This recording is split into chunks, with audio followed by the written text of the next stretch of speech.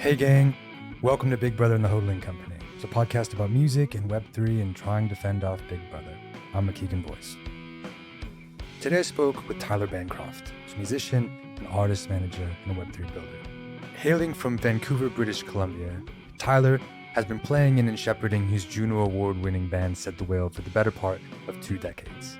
He entered the Web3 space via the social DAO, or decentralized autonomous organization, Friends with Benefits, as well as the Web3 label Dreams Never Die, who he just joined as the Senior Vice President of Web3 Development. And this was all amidst a sudden restructure and tumult that recently came to a head in a tense town hall call. Taking inspiration from Canada's famously generous government-driven grants programs for the arts, Tyler also recently spearheaded the Listen project, which is empowering the Web3 community to give unconditional grants to artists. We chatted about the launch of Listen, which just named its first grant recipient, joining Dreams Never Die in an especially turbulent time.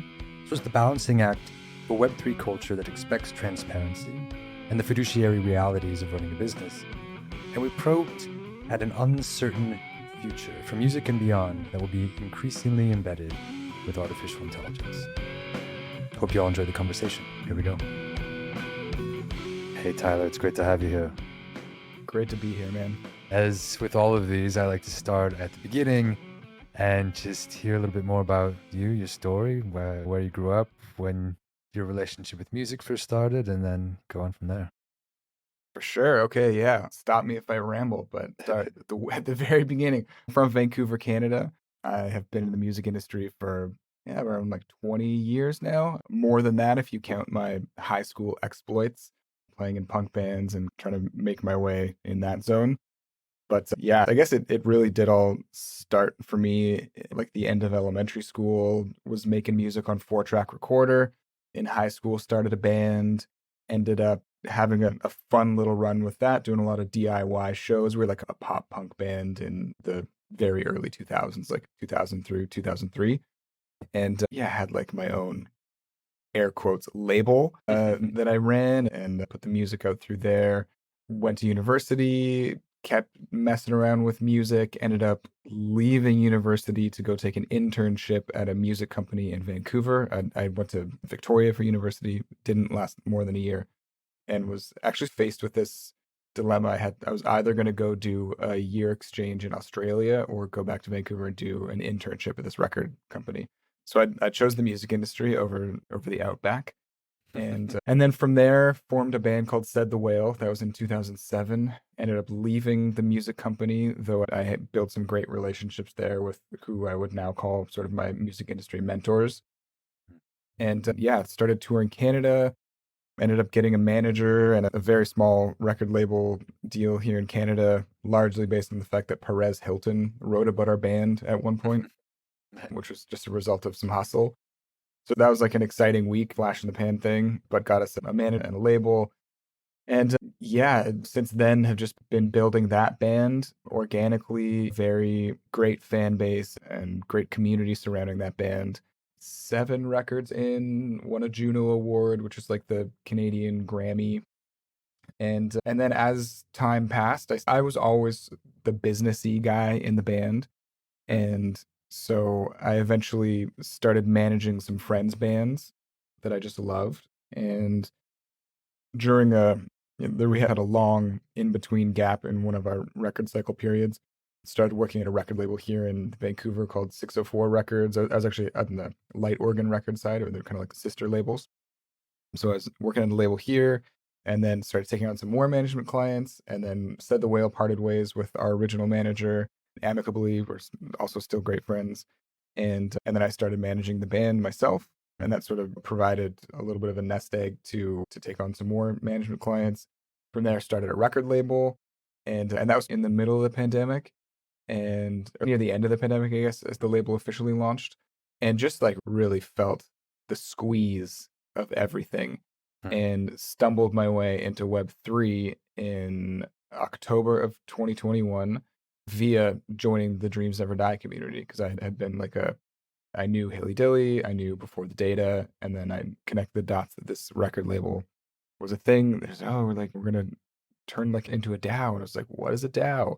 Mm, So did a deep dive, discovered Friends with Benefits, joined Friends with mm, Benefits, and then yeah, just got educated very quickly on that whole system. Played around with NFTs, won some, lost some, mm. but generally everything I was doing was through the lens of like, how can this improve the music industry? And I think I still don't have the answer. There's a lot of good people in this space working towards it and experimenting with a lot of cool mechanisms and cool things to try and solve for that. That's where I am now. Cool. Awesome. Thank you. So when you first joined the Dreams Never Die community and you were feeling this squeeze during the pandemic, like what was the first thing that you saw that was an aha moment without there's something that's happening here that could maybe start to ameliorate this squeeze I'm feeling? Pandemic induced, music industry induced, whatever.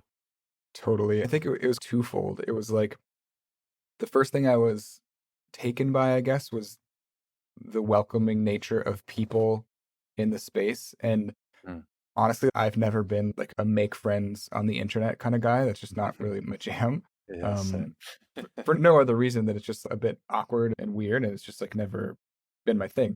So that kind of changed quickly with being in Dreams Never Die and Friends with Benefits. I quickly came out of my internet shell in a sense. I think a lot of people came out of their internet shell during the pandemic. And it was probably an unfamiliar thing for a lot of people to start interacting on the internet as if it's like real life almost. And then that paired with a financial win.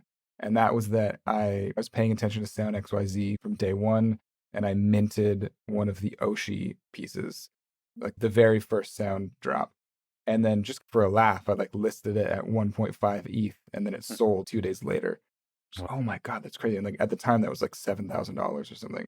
Yeah. So all of a sudden, I was like in these two groups with a lot of really friendly people who like shared a lot of similar interests with me, and I had just made money off like a JPEG with a song under it, which obviously is not the experience that people are having with music NFTs at present time, but it was a pretty enticing introduction. Totally. Yeah, and speaking of finance, I you reminded me of just going back for a second to pre-Web3 days to introduce your other project, which I wanted to also dive into. Listen, when we first connected over that, you told me an anecdote where I think you were in high school and you borrowed some money to finance your band's like first record or something. And Yeah, this and this kind of was the beginning of your journey. And also I think if you could talk a little bit about the Canadian artist grant system in general, that would be helpful too. yeah, financial wins are hard to come by in the music industry, but Yeah. I think up here in Canada, we actually do have it very well compared to a lot of other places. There's Mm. a very robust granting system in Canada, and it does have its flaws. It's easy as a Canadian who's been a beneficiary of a lot of those grants to take pot shots and stuff. It's an incredible system. I've been on the road with my band and met American bands, and we'd say casually, "Oh yeah, the government paid for most of our record," and they're just like scraping their jaws off the floor because they've all just worked like 7 different day jobs to like scrape together enough money to pay for like a couple days in the studio, and we've got the Mhm. government of Canada supplementing our finances. So that's awesome. And when I was in high school, I actually did apply for a couple of those grants and was rejected, of course, because my grant writing skills were not up to snuff. But the one that I did end up getting, it was not a grant, but it was a loan from the Business Development Bank of Canada. So I had to write a business plan. I was in grade 10 to write a business plan to launch a record label. And that record label was going to finance my band's record. And so I applied for this grant. It was like a young entrepreneur, sorry, not grant, loan, pardon me, a young entrepreneur loan from the Business Development Bank of Canada. It was $3,000 Canadian, which for a high school kid was a lot of money. I'd never seen $3,000 in my bank account before, and it was incredible. And we spent it, I want to say like semi wisely, but I'm sure we could have done better. Either way, we're like making the CDs in like my parents' dining room, like whole production, and like going into recording studios for the first time. And so burned through the funds, put out the record. It was awesome. And then had to pay it back, which was the real tricky part because for us, like anytime we just broke even on something, it was a win. And we were considering breaking even without the 3,000. We got lucky though, because our drummer's dad was working in advertising and managed to slip our song into a cell phone commercial here in Vancouver.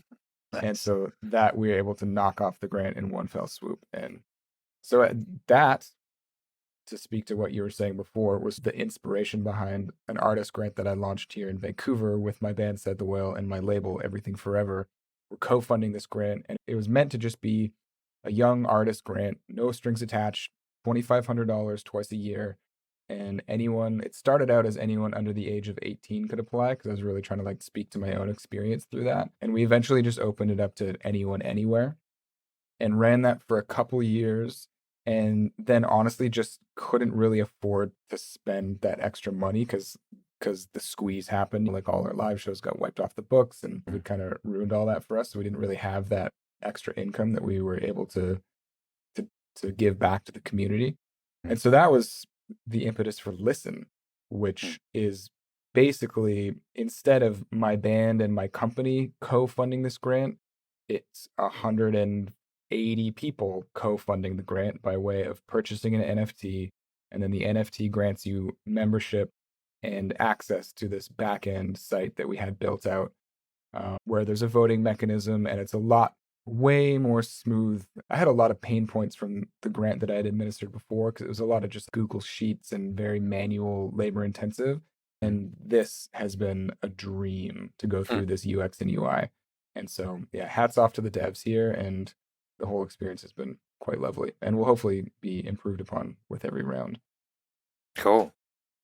Yeah, no, I think it's a really incredible project, and I'm grateful to be one of those 180 or so who've been Thank involved you. listening to the songs, and the winner of the first round was just announced today, right? That's right. Yeah, yesterday, Scola. Yesterday. Yeah, he is the winner, and it just so happens to be that he's a super Web3 native artist, Mm, has had his hands in every single DAO, and is very well known in the space. That wasn't a requirement for mhm. applicants, and it just so happened that he rose to the top, and I was really happy to see that. We got over 1,000 submissions to the first round of Listen, largely in part to the fact that I have a weirdly large TikTok following, and so I made a TikTok about it, and it Mm. got 85,000 views. Well, And so we went from 50 submissions to 500 overnight, and then over the next week it just ballooned up to 1,000. And so it was pretty overwhelming first round. I will not be making any TikToks for the second round, and hopefully it'll be a slightly more streamlined process. totally. What were some of the other like key learnings, big takeaways, challenges that came from this first round? A lot of that is still being figured out, but the idea initially was that Listen is to be a grant for emerging artists, and then in tandem with that, a music NFT investment group. And for the first week to 10 days, that was a very active part of the DAO, was Hmm. people in Discord proposing to buy different music NFTs. And we spun up this very simple like Google Sheet, and then we were using to populate this governance Discord channel where people were react voting for if they wanted to purchase something or not. And that what was really good, like I said, for the first week to 10 days, and then it just fell off a cliff, and everybody lost interest as soon as the voting round opened up. And that seemed to be more compelling a reason for people to be in there. And so that's just been interesting. We'll see if that part of the DAO lives on, but trying to make every one of these decisions as collaboratively as possible. So I'm sure that will go to a vote at some point, and we can make some decisions. Yeah, for sure. And is the intention of the music and the like music NFT investment side of things, is that to create another kind of like sustainable revenue stream for the community ultimately? If it were 18 months ago, that might be more the case. Fair, But fair. I think right now it's just thinking that we're in a group with a bunch of like-minded people who believe that music NFTs are going to have value. But in this current market, it can be very hard to convince yourself that's true. So I think probably for that reason, there's a lot of shrugging happening with regards to whether or not we should actually allocate this budget to acquiring these assets that may or may not be worth anything. There's a couple of people suggesting that we partake in some more IRL revenue generating digital assets like the royal drops that actually generate real royalties. So that's a consideration, and I'm sure there'll be some discussion around that. But for now, yeah, it's undecided. Cool. I think I saw some other conversation about whether it makes sense to continue to totally refresh the submissions that are happening each time, or to carry forward some of the people who maybe didn't win in the first round, but got some really good feedback. Is that something that you continue to play around with? Yeah, for sure. Listen, I got to go into anything to do with listen with just a completely open mind and realize that it's like I started the project, but it isn't Right, my totally. project. Yeah. I have ETH invested in the project, which I would like to hopefully get back at some point. Mm, But for all intents and purposes, it's a shared project. I don't feel like I have any ownership or final say over anything. So I think my personal opinion would be that we do a new round every time. However, mhm, if we see some artists that we might want to like nudge in the back room and say, hey, people really like your submission, you should probably submit again. We do have mhm. all of those email addresses. So there's a way to connect with those artists and encourage them to apply again. Cool. Do you see this in any, is there like a reality where this could grow into being akin to a label where it's like a route toward identifying talent that's crowdsourced, and you cultivate that beyond just this kind of unconditional one Ethereum that you're giving people for winning? Yeah, I think that's possible. The Obviously the tricky thing is like you take a bunch of people who have never run a record label before and then say, Mm, okay, you're going to run a record label. That's a very difficult. I've been in the business for 20 years and even I have trouble running a record label. mhm, It's an extremely fickle business and it's not for the faint of heart. And that's not to say it's not possible. And that would just be like the warning that I would issue. But to your point of it being like this A&R pipeline, I do see there being value for use as like a discovery tool. mhm, And the DAO is actively seeking sponsorships moving forward with some months. We've been talking to a few other Web3 music communities about, hey, would you like to sponsor this month of funding? And it's goodwill for your organization. It puts your mhm. name on a lot of people's tongues. You have access to the Discord, and everybody in the listed Discord is very just a bunch of music lovers. I think there's a unique opportunity for some marketing dollars to be spent by other companies to fund the grant. And then in addition to that, there's definitely some opportunity to approach labels and see if they would see value in kind of using it as an A&R pipeline. Maybe Right. there's some sort of value exchange that could be negotiated there. Cool. No, it's, yeah, that makes a ton of sense. Not that record labels really want to sift through hundreds of demos, and a lot of them are not at all ready to be invested in. So I am aware that labels don't particularly want to sift through just a bunch of unrefined talent, I'll Mm, say.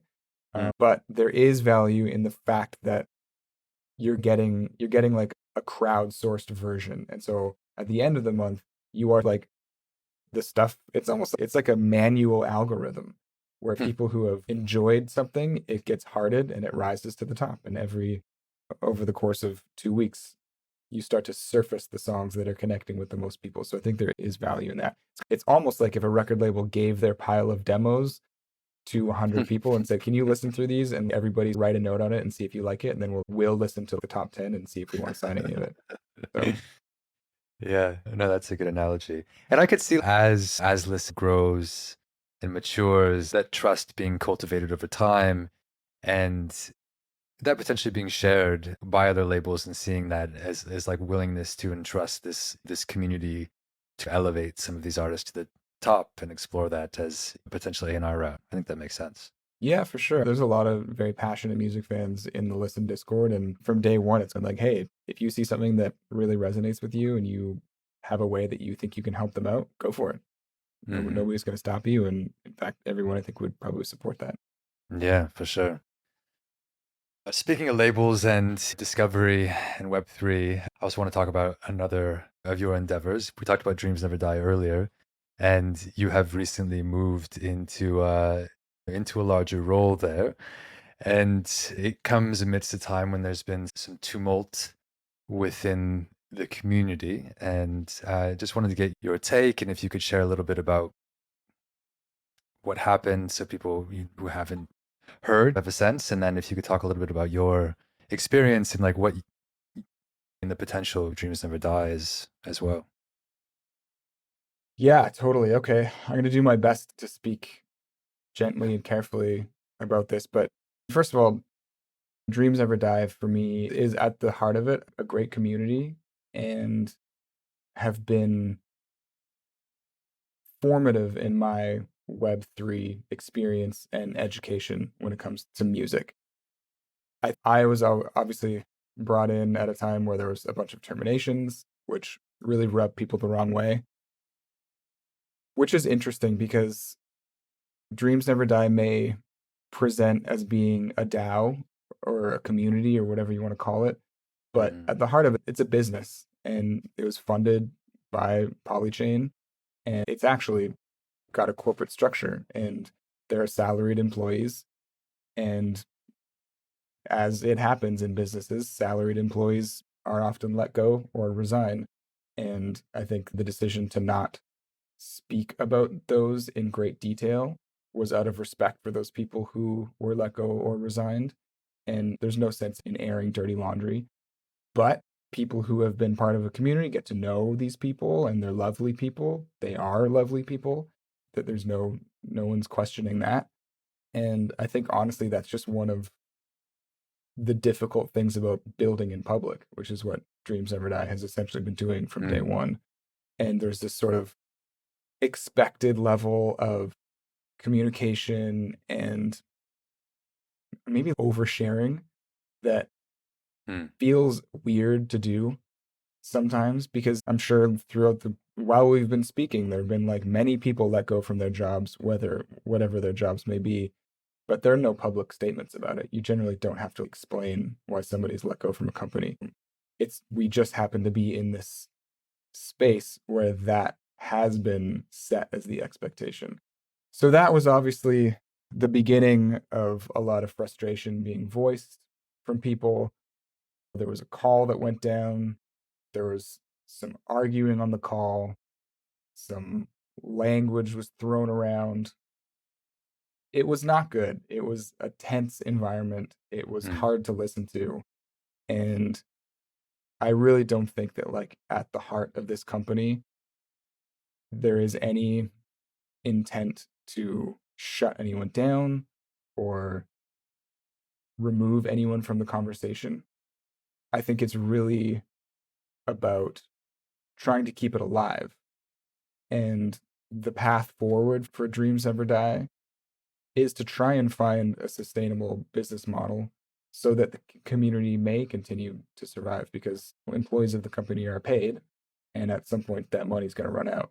And if there's mhm, no money coming back in the door, then that's going to be the end of it pretty quickly. A lot of overhead. There's an office or events thrown for NFT NYC and a couple more in Los Angeles as well. So there's a lot going out to try and make things happen and not a lot coming back in. That is what a lot of the discussion has been at the company since I've joined. And I can't share a lot of the details on that yet because it's all still very much a work in progress. But we all want the same thing at the end of the day, which is we want music to thrive and survive, and we want artists to be supported. And as a business, we need to find a way to monetize that, which is honestly always been the challenge in the music industry. yeah, even for Spotify. If Spotify it can't even make the margins work, it's tough. It's Yeah, it's tough. yeah, it really is. But yeah, no, thank you for sharing, and I appreciate the delicacy with which you shared. It's a really interesting conversation, and I imagine it won't be the first time that we have something like this when the expectation of full transparency is comes up against some of the business realities with when kind of within Web3. And inevitably, Web3 is going to lean a little bit more into the business side of things as more and more money and more people come into that. And it's would be really nice to maintain, I think, this ethos, the weirdness, the culture that exists now with the expectation of transparency and things like that, and this kind of connective expectation, just being aware of everything that's going on. And I'm curious to get your take, just to see if and how not even just within the scope of Dreams Never Die, but thinking about where that balance is going to fall between transparency, between this like Web3 weirdness that has, can it be sustained as it grows, as adoption becomes more and more? Yeah, that's a really good question. And I definitely do not have the answer. I think that for a while there was money and people had jobs who were I've never worked in Web3 before. This is the first time that I've ever been paid to work in Web3. I've Mm-hmm. never been an employee of anything. I've just been a participator. You know, go in friends with benefits or go in dreams never die and just a keyboard ninja. And that's all well and good. You know, there are people who have been working in Web3 for a long time, and I've seen some of them get let go from other positions aside from the dreams never die situation. And it's just the unfortunate reality of a lot of the money drying up and probably a lot of these companies coming out of a extreme hyped up bull market, over investing in certain things, personnel, overhead, all of these things. And there's going to be a correction and Mm-hmm. there will be good people lost. And whether or not they disappear is really up to them, but they will have to seek employment in other places, I'm sure. Many of them will stay in Web3, many of them will disappear. Yeah, I guess all I can really imagine is that there are going to be people lost due to the realities of a bear market and that it's probably going to be around for quite a bit longer. But I think, yeah, at the heart, there's like a general optimism and like a desire for just like cool shit to rise to the top. So I can't tell the future, but all I can do is hope. Yeah. Yeah, no, I think at its essence, like the essence of like on-chain music culture feels pretty strong. And I think we'll cultivate a world in which cool shit does rise to the top. At least that's what I've seen. It'll be really interesting next couple of years to see. Obviously, a correction was necessary, and the amount of hype in the space created a lot of unrealistic expectations and introduced a lot of actors to the space that had very little interest in anything besides making a buck. Totally. But then again, there was a lot of money because of that hype. And there's going to have to be more money in order to continue, as we're talking about here, so in the case of Dreams Never Die, in order to persist, in order to sustain an actual business that can compete with some of the Web 2 alternatives, like the existing paradigm.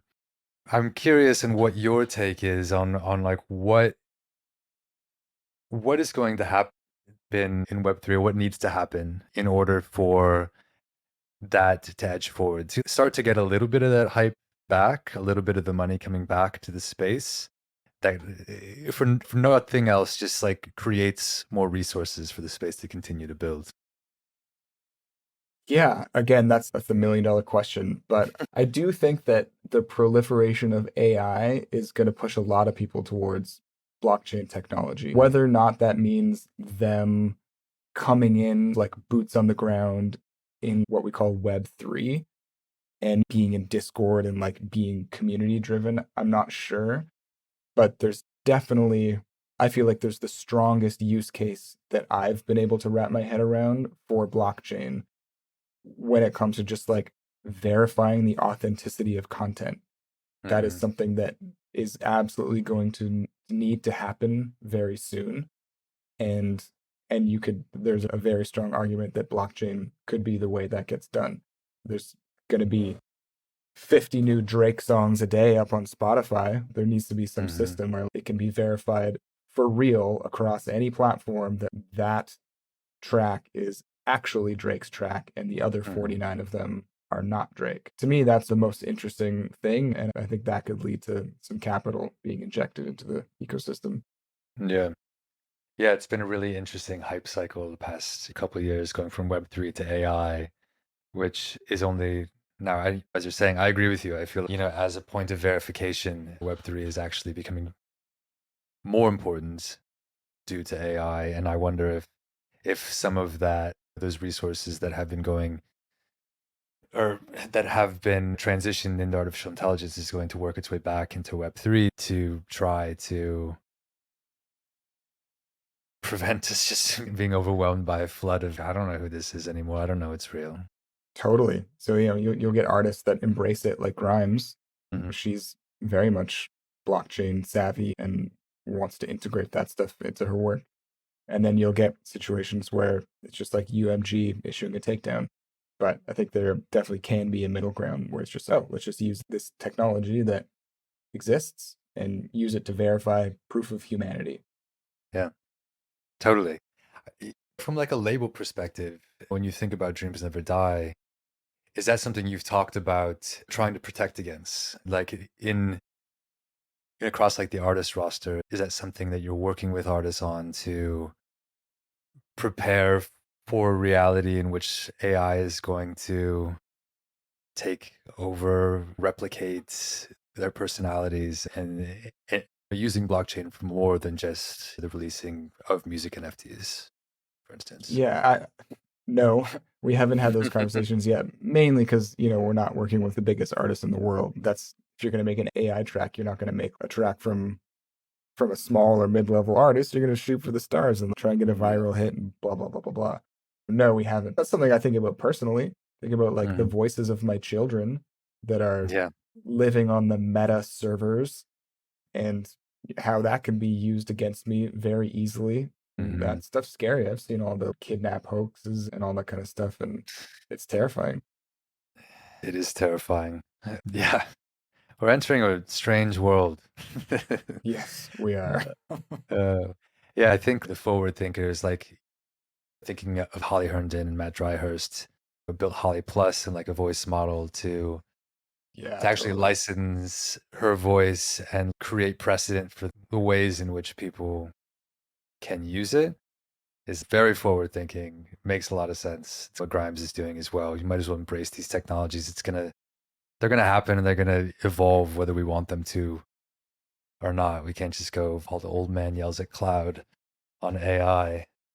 But yeah, it's interesting to think about who is most at risk in that ecosystem. Because as you said, like not if you're going to if you're going to target somebody, you're going to shoot for the stars. But at the same time, like all of our voices are out there, and this podcast is going to be on the internet, and you can plug this into a machine learning model very quickly. And what precautions should we be taking against that? I don't know. Absolutely. Yeah,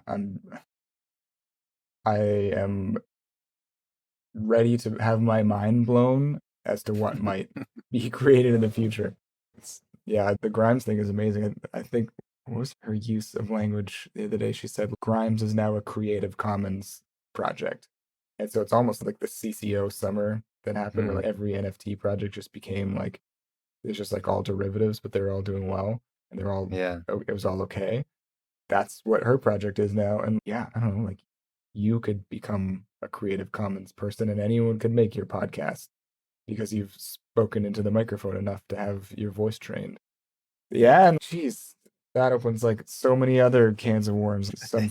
Some voice actors got a super bad cold that day, but has to go tape the voices for the new SpongeBob SquarePants episode or whatever, and they just use AI, and then they'll be like, "Shit, well, we'll just use AI for the Yeah, we rest don't of it need you now too." anymore. Yeah. It's scary. It's like exciting and scary. We're more replaceable than we think. Yeah. I think that's the scariest part. Yeah. I don't know. I wasn't heartened when I saw that the lead AI, they like call him like the AI godfather or something, just left Google and said, I saw that headline this morning, but I didn't read the article, unfortunately. yeah. I read it and it didn't really comment on like the why and to any more degree or nuance than some of the things we're talking about right now. Yeah. But it isn't heartening when the people who know more about this than anybody else are saying don't do it. Yeah. You just got to brace yourself at that point. Yeah, yeah, I guess so. But yeah, I can outside of the doom and gloom, if we set that aside for a second, I think that we are entering a world of some really interesting use cases and that will yield some pretty fundamental changes to the way that we think about everything. But let's just I think comes from art. You're talking about CCO and like Creative Commons and like putting things out in the public domain, and AI is going to do that for us whether we want to or not.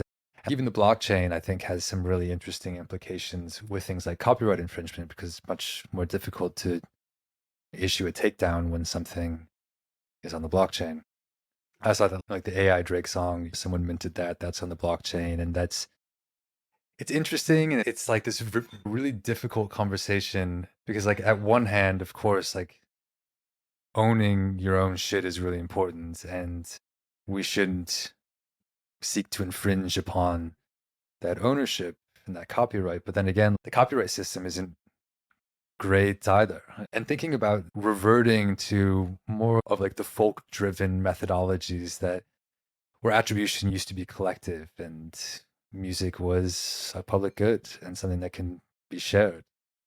And of course, that's conflated with artists making shit money. Copyright isn't doing most people any favors these days, unless you're in the 0.01%. It's a lot to unpack, and I think it can't be one way and it can't be the other way. It's got to be something in between where there's like a happy medium. Right. Obviously, we want artists to be compensated and we want art to be shared widely. So how do we find that middle ground where the two can exist at the same time? Yeah.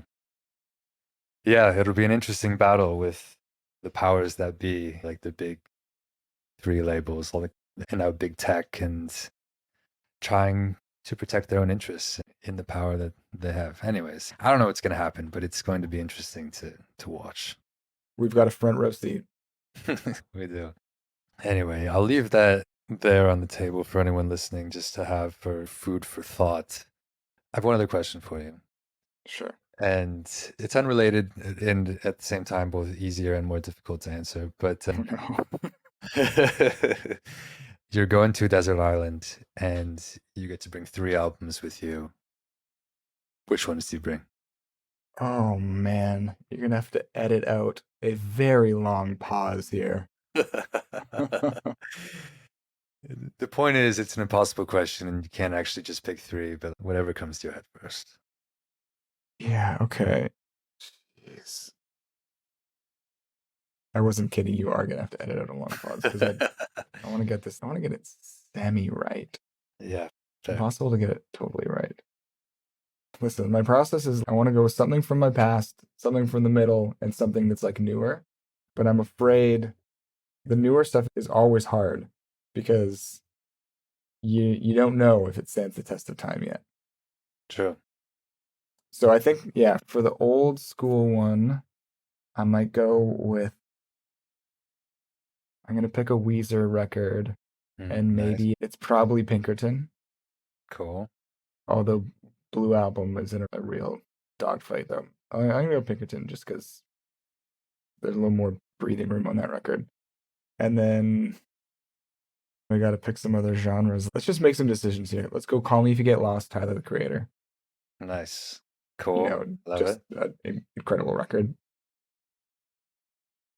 And then I want something that's like pop that I can like really jam to. And I'm tempted to just cheap out and go Taylor Swift, but I might go. What else is just got like undeniable songs on it? Because that's what I'm missing here. I've got the art record. I've got what I would call like alternative rap, art rap, and then I just need some I need some freaking hits, or maybe something vibey, maybe like a James Blake record. Oh, that's a good choice. Yeah, maybe that's what I do. James Blake's first record. That's what I do. Cool. There we go. I think that's a good trio. There'll be some pretty good vibes on that island. Yeah, I got rock, I got hip hop, and then I got like mellow but still with like pop influence. Nice, good stuff. Good answer. Good answer. That was hard. And I appreciate you talking us through the process. I think that's the most transparency we've gotten into anybody's process before. So thank Nice. you.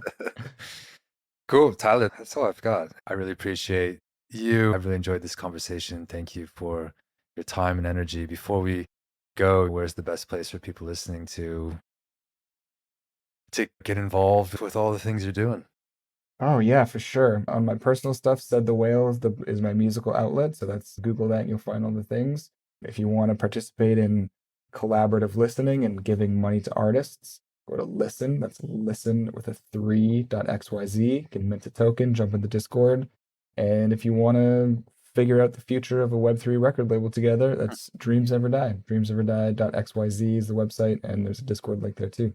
So those are like the 3 places where I split the majority of my time, and I can be found generally acting the same in all of those places, I like to think. Nice. I love that. Consistent. Yeah, I do my best to just, I don't know, I don't gotta switch characters. Yeah, appreciate that. Cool, man. Well, it's been great having you on, and wishing you the best as you push all of these things forward, and and be well. Right on. Thank you so much for having me. Really appreciate it. Absolutely. All right, man. Take care. All right, that's it for this episode of Big Brother and the Hodling Company. I'm your host, McKeegan Voice, and you can keep up with me and all the latest Web3 music trends on Twitter at McKeegan. That's MACEAGON. This show is a production of Decential Media, and you can visit us at decential.io, and remember, only you can prevent and fend off Big Brother.